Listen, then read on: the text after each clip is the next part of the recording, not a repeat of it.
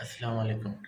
Recently मां LinkedIn ते जेको आहे सो हिकिड़ी पोस्ट ॾिठी जॉब जे बारे में, जेका ऑनलाइन रिमोट जॉब हुई।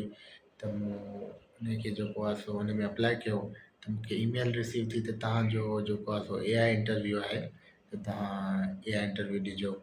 त अनफॉर्चुनेटली मां उहो ॾेई न सघियुसि ड्यू टू टेक्निकल रीज़न। तक़रीबन मां कल्ह खां कोशिशि करे रहियो आहियां।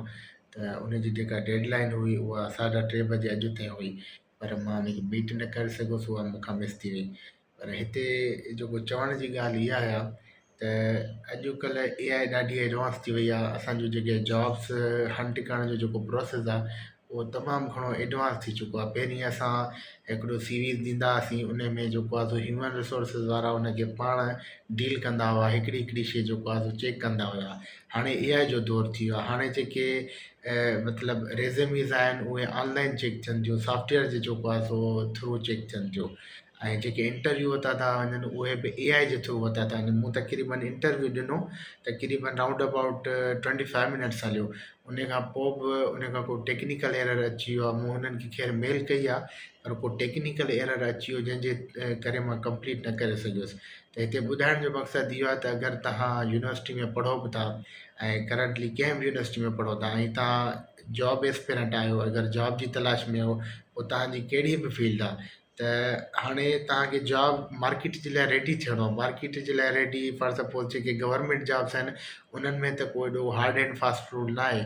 पर तव्हांखे अगरि हिन में अगरि प्राइवेट सेक्टर में अचिणो आहे या ॿाहिरीं जेके कंपनीज़ आहिनि उन्हनि में तव्हांखे कमु करिणो आहे। छो जो जेके ॿाहिरियों ही जेका कंपनी हुई उहा अमेरिका जी कंपनी हुई।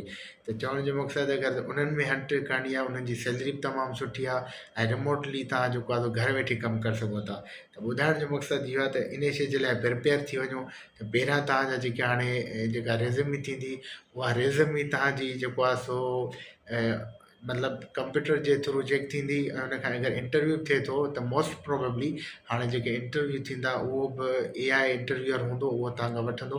अगरि पोइ फाइनल को थिए थो टेक्निकल इंटरव्यू त उहो वरी को माण्हू हूंदो, HR वारनि जो माण्हू हूंदो, उहो वठंदो। पोइ फाइनल जेको प्रोसेस हूंदो आहे उहो थींदो आहे।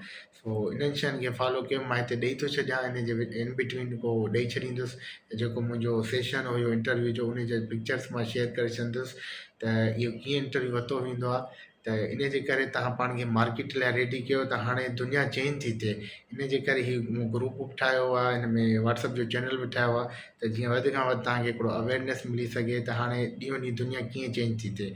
सो इन्हनि शयुनि खे ज़हन में रखो, मार्केट जे लाइ रेडी थियो ऐं सिर्फ़ु जेकी कन्वेंशनल या ट्रेडिशनल शयूं आहिनि उन्हनि ते फोकस न कयो। Thank U.